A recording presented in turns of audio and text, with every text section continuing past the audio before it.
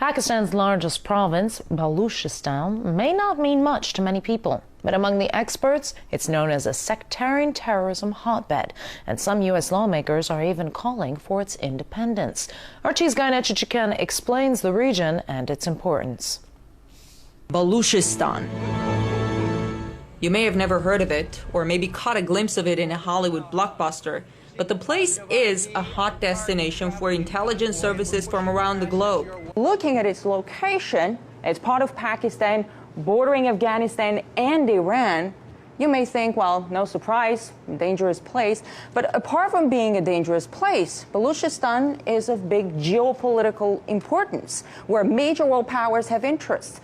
Baluchistan is sitting at the crossroads of oil and gas pipelines coming from Central Asia, Iran, and elsewhere. The Iran-Pakistan pipeline, the Turkmenistan-Afghanistan, Pakistan-India pipeline, not to mention that Baluchistan itself has its energy resources. Besides, its Gwadar port, and it's right here, is the access point of Chinese commercial shipping to the Indian Ocean and on to Africa.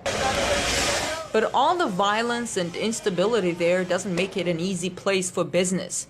Investigative journalist Eric Draitser tells me some world powers might be interested in keeping it that way. First of all, we have various indigenous terrorist organizations that operate inside of Balochistan, the Baloch Liberation Army, Jundallah, the Baloch Republican Army, Lashkar-e-Taiba, just to name a few. Jundallah is an organization that for decades has been focused on destabilization of Iran. Now, the confluence of these various terrorist organizations, of course, is not coincidental. This has a direct relation to the interests of the United States and the Western powers vis-a-vis blocking the Chinese, destabilizing Pakistan, and part of waging their covert war against Iran in hopes of not just encircling that country, but to collapse it from outside. The U.S. government denies having any connection with Jundallah and Baluch terrorist organizations. Although CIA memos leaked recently say the Israeli Mossad recruited Jundallah members, quote, under the nose of U.S. intelligence officers, end of quote. As far as other terrorist groups, like the Baluch Liberation Front, there are a few people in U.S. Congress who expressed readiness to support the separation of Baluchistan from Pakistan, like Dana Rohrabacher from the House of Representatives Committee on Foreign Affairs. Anything that's coming up right now that the Pakistanis don't like about our attitude is being caused by actions taken by their government. As far as who could benefit from instability in Baluchistan, most experts say it's extremists of all kinds. Mainly Al-Qaeda and its affiliates, and as well as the Taliban. They certainly have an interest in maintaining instability.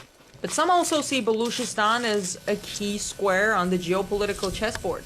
The United States knows they cannot compete with China economically or industrially, so they have to stunt China's development through these various subversive tactics. They're willing to engage with various terrorist networks that they've had for many, many years, if not decades, in order to try to make the Chinese stall in their economic development. So according to you, pipe wars are real, and creating instability is one of the instruments to gain advantage. But wouldn't it backfire?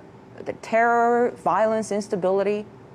Could it backfire in terms of terrorist reciprocation against the United States? This is entirely possible, but that didn't prevent the United States in the late 1970s from financing and supporting the Mujahideen against the Soviets. Allegations that some global powers may be stoking violence in a place like Baluchistan for their geopolitical interests are quite disturbing and raises the question whether pipeline wars are a reality.